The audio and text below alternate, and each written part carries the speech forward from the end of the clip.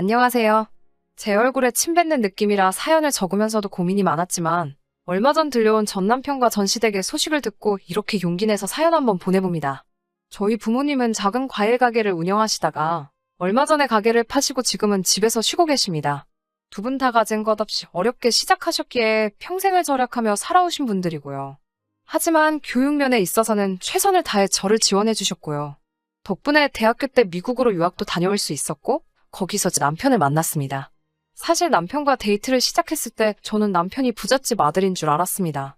매일 저녁 식당에서 아르바이트를 하며 근근히 생활비를 벌어야 했던 저와는 달리 남편은 경제적으로 어려움이 없어 보였어요. 입는 옷도 다 좋은 브랜드였어요. 남편은 데이트를 할 때마다 늘 유명한 레스토랑에 저를 데리고 가줬고 값비싼 외제차도 있었으니까요. 1년에 유학이 끝날 때쯤 시작한 남편과의 연애는 한국에 돌아와서도 이어졌어요. 한국에 돌아와서도 여전히 씀씀이가 큰 남편이었기에 남편의 경제력에 대해선 크게 생각할 이유가 없었습니다. 당연히 저보다 나을 거라고만 생각했어요.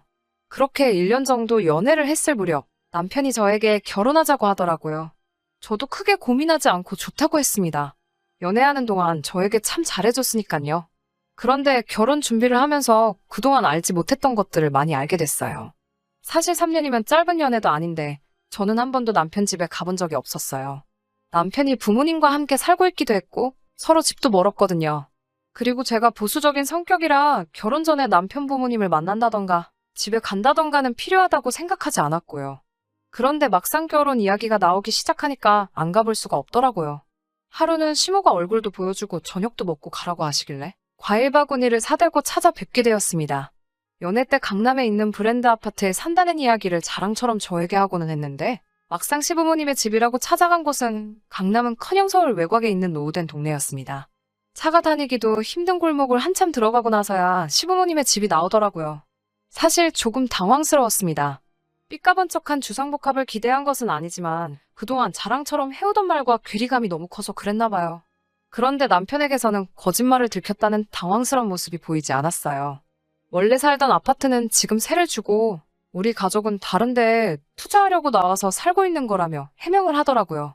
제가 물어보지도 않았는데 말이에요. 집 앞에 주차돼 있는 외제차를 보여주며 이건 우리 어머니 차라고 말을 해줬어요. 노후된 동네에 외제차가 주차되어 있으니 그림이 참 안 어울리기는 했는데 또 제가 너무 눈에 보이는 것만 가지고 괜한 생각을 했는가 보다 하며 반성을 하기도 했습니다. 시댁에 들어서니 시부모님이 저를 기다리고 계셨어요.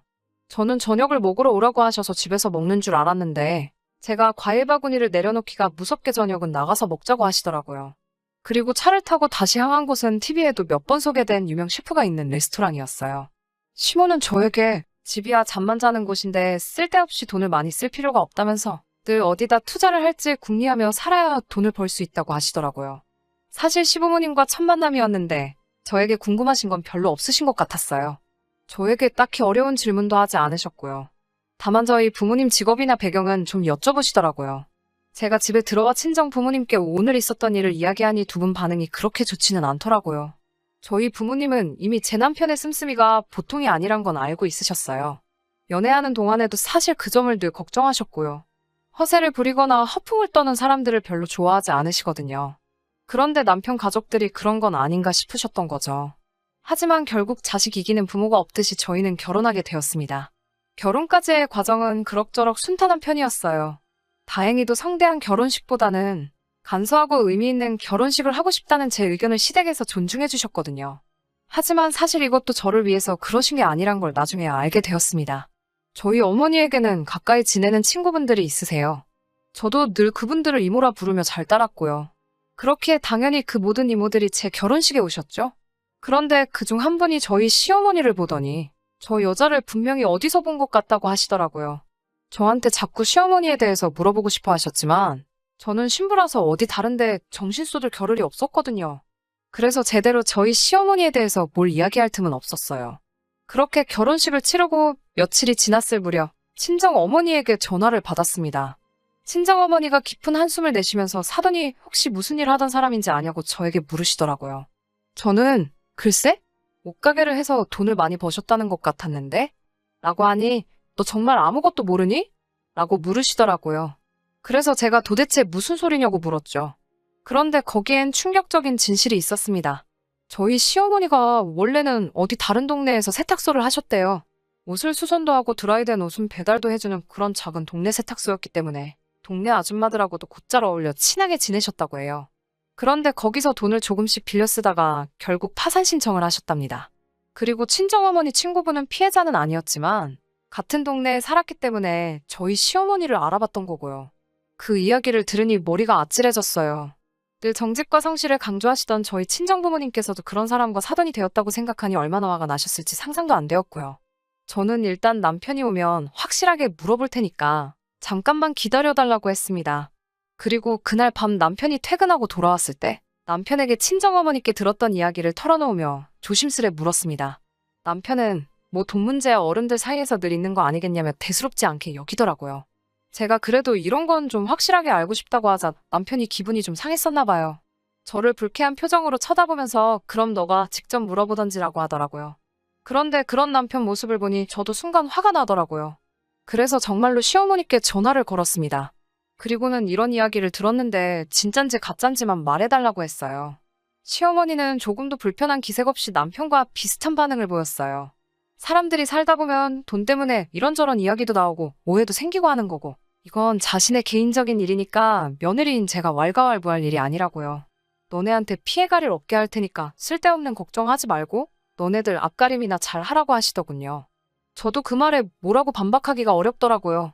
결국 남편한테도 한 소리를 들었습니다. 우리가 어머니 개인사까지 뭐라고 할 게 아니지 않느냐. 지금은 아무런 문제 없이 잘 살고 있고 나도 그런 속사정을 알고 있기 때문에 어머니하고는 경제적으로 엮일 마음이 없다. 자기는 자식된 도리만 할 뿐 금전적인 부분에서는 엄연히 별개다. 우리들 앞으로가 중요한 건데 어머니 과거 일 때문에 이혼하는 것도 말이 안 되지 않냐. 뭐 이런 말들이요. 듣고 나니 틀린 말도 아니고 실제로 시어머니의 과거 때문에 제가 직접적으로 피해본 게 없으니 시어머니의 과거사는 그냥 그렇게 지나가게 되었습니다. 남편의 사탕 발림에 넘어갔다는 사실도 인지하지 못한 채 그렇게 얼마 전 정말 제대로 사건이 터졌습니다. 저희는 결혼할 때 전세로 신축 빌라를 구해서 들어왔어요. 솔직히 연애 때 남편이 부자인 줄 알았기 때문에 결혼하기로 했을 때도 막연히 집에 대해서는 별 문제가 없을 줄 알았어요. 그런데 막상 시댁 사는 걸 보니 시댁에서 집을 해주실 수 있을 것 같지는 않더라고요. 하지만 다행히도 저는 모아둔 돈이 좀 있었기 때문에 제 돈하고 저희 어머니 앞으로 받은 대출로 일단 빌라 전세를 들어갈 수 있었어요. 시부모님은 대신 본인들이 가구랑 전자제품은 다 해주시겠다고 하셨지만 받지 않았습니다. 시댁의 상황을 100% 신뢰할 수 없어서 금전적으로 어떤 상황이든 엮이고 싶지 않았어요. 그렇게 저희의 본격적인 결혼 생활은 시작되었고 남편의 말처럼 이 사건이 터지기 전까지 결혼 생활을 이어오면서 시댁과 그 어떤 마찰도 금전적인 관계 또한 단 한 번도 없었습니다. 그리고 전세 만기일이 다가올 무렵이었어요. 오른 집값을 감당할 수 없었기에 일단 저는 한 번 더 재계약을 하고 싶었고요. 다행히 저희 부부를 좋게 봐준 집주인도 연장해도 괜찮다고 했기에 아무런 걱정도 하지 않았습니다. 그런데 재계약을 며칠 앞둔 어느 날 시어머니에게서 전화가 왔어요. 그러더니 너네 전세보증금을 급하게 써야겠다고 하는 거예요. 그래서 제가 그럼 저희는 어디 가서 사냐고 하자. 일단 시댁으로 들어오라고 하시네요. 살림살이들은 다 어쩌고 그렇게 해야 하느냐 물었더니 그런 건 대충 버리고 다음에 다시 사면 된다는 거예요. 제가 아무리 생각해도 그건 아닌 것 같다고 무슨 일 때문에 그러시냐고 재차 물었더니 시어머니는 어휴 짜증나 몰라 하고 짜증을 부리며 전화를 끊더라고요. 바로 남편에게 전화를 걸었더니 남편은 이미 다 알고 있었던 눈치였어요. 저한테 얼른 짐 싸서 일단 집 빼라고 그래서 제가 그렇게는 못한다고 하니까 네 시어머니가 감옥에 가도 괜찮냐고 묻는 거예요. 시어머니가 감옥에는 왜 가느냐 물으니 돈 때문에 그런 거지 다른 이유 있겠어? 하고 당당하게 대답을 하네요. 알고 보니까 시모가 빌라 사람들을 상대로 또 개를 한 거예요. 그런데 그냥 한 게 아니고 개를 타야 하는 사람한테 이자를 더 붙여주겠다며 갯돈을 안 주는 방식으로 남의 돈을 챙기고 있었던 거죠. 그러다 동네 사람들끼리 이야기가 나오면서 한두 명이 당한 게 아니란 걸 알게 된 거고요. 단체로 고소를 하니 합의를 해야 하는데 돈이 없으니까 저희 전세금을 달라고 하는 거였어요. 저는 그 이야기를 알고 나니 더욱 더 시모도 남편도 이해할 수가 없더라고요. 그래서 아무리 생각해봐도 전세금은 드릴 수 없으니 어떻게든 알아서 해결하시라고 했어요. 강남의 아파트도 가지고 계시지 않느냐 하니 그 집은 가만히 냅둬도 오르는 걸 어떻게 정리하겠냐 하시더군요. 그러면 시어머니는 금부치도 많으시고 차도 있으시지 않냐 그런 것부터 정리하셔서 갚으시라고요. 그러자 시모가 그런 건 자기 사업에 필요한 물건들이라고 표현하시더라고요. 사람이 돈이 있어 보여야 주변의 사람들이 또 꼬이고 그래야 훈리를 도모할 수 있다나요. 그 말을 듣는데 소름이 확 끼치더라고요. 그런데 남편도 덩달아 엄마 말이 하나 틀린 것 없다고 했어요. 정말 남편을 포함한 시댁에 실망스럽고 진저리가 처지더라고요. 남편은 계속 시모에게 며칠만 참으면 계약 만기니까 전세금 받아다 줄게라며 시모를 달래고 있고요. 시아버지는 아무 말도 안 하고 가만히 자리만 지키고 있고요. 그러다 한마디 하신 말씀이 그럼 파산 신청을 해버리자고 하시더군요. 그런데 더 가관인 건 시모가 그 말을 듣더니 그거 진짜 좋은 생각이라며 좋아하는 거예요. 그러면서 대뜸 저를 째려보고는 절 다시 봤다면서 아주 매정하고 무서운 며느리라며 혀를 차시더라고요. 그렇게 한바탕 시끄러운 시간이 지나가고 집으로 돌아와 남편을 쳐다보고 있는데 시어머니와 자신은 아무 연관이 없을 거라는 식으로 떠벌렸던 게 전부 다 저를 안심시키기 위한 개수작이었다는 사실에 마음 한구석에서 불안과 울분이 동시에 치솟았습니다. 무엇보다도 이렇게 된 상황보다 저렇게 생각 없는 남자를 여태껏 알아보지 못했다는 제 자신에게 더 화가 났어요. 저 남자 머릿속에는 무슨 생각이 들어있을지 가늠도 안 되더라고요. 그래서 제가 남편에게 솔직하게 말해달라며 친구들한테나 혹시 남한테 빌린 돈이 있냐고 물었어요. 그러자 남편은 뭐 조금 있기야 있지. 요즘 시대에 빚 없는 사람이 어딨어? 돈 빌리는 것도 능력인 거 몰라? 그리고 그 돈 나 혼자 쓴 거 아니야. 너도 같이 썼잖아. 라고 말하며 그 빚들 또한 저한테 일부 책임이 있다는 식으로 실실 쪼개면서 말을 하더라고요. 가사를 위해 부당한 채무는 이혼 시에도 재산분할 대상에 포함이 된다며 제게 겁을 주더라고요. 제가 고를 수 있는 유일한 선택지는 전세금을 빼서 시어머니에게 갖다 바치는 것 말고는 아무것도 없다는 식으로 어차피 이혼하게 돼도 돈 한 푼 찾아가지 못할 거라는 식으로 말을 하더라고요. 얼른 마음 고쳐먹고 시모가 우리 돈으로 다시 일어나는 걸 기다리는 방법밖에 없다는 식으로 말을 해왔습니다. 제가 시댁에서부터 오고 간 모든 대화를 녹음하고 있던 건 꿈에도 상상을 못했나 봅니다. 그동안의 자잘한 사건들을 제가 별 의심 없이 넘겼더니 저를 아주 바보로 알았나 봐요.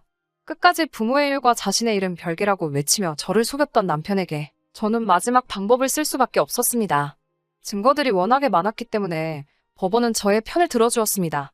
전세보증금은 결혼 전 형성된 저의 재산으로 인정받아 고스란히 가져올 수 있었고 오히려 남편에게서 위자료까지 받게 되었습니다. 시댁에서 말하던 세를 주고 있다는 강남의 아파트는 존재하지도 않는다는 사실을 재판 후에 알게 되었습니다. 이미 파산 신청했다는 이력 때문에 조금만 생각했어도 알 수 있던 사실을 눈치채지 못했다는 게 제가 생각해도 어이가 없네요. 벼랑 끝에 몰린 남편과 시댁 식구들은 개인회생 말고는 답이 없었지만 이미 한 차례 개인회생 후 면책을 받은 이후였기 때문에 두 번째 심리는 엄격하게 이루어졌고 유일한 동아줄 같았던 개인회생 신청은 끝내 기각이 되어 그 가족들은 길거리에 나앉게 되었다고 합니다. 한때 가정을 이루고 살았던 사람들이 길바닥에 나앉았다는 소식을 들었는데도 그 어떤 미련이나 죄책감 또한 들지 않네요. 그간 받아왔던 저의 고통이나 상처는 그 어떤 걸로도 보상받을 수 없겠지만 그래도 이 소식이 조금이나마 저에게 위안을 주고 속이라도 후련하게 만들어 주었습니다. 다음에는 좀 더 좋은 사연을 보낼 수 있으면 좋겠네요. 그럼 저의 긴 이야기 끝까지 들어주셔서 감사하고 여기서 이만 줄이도록 하겠습니다.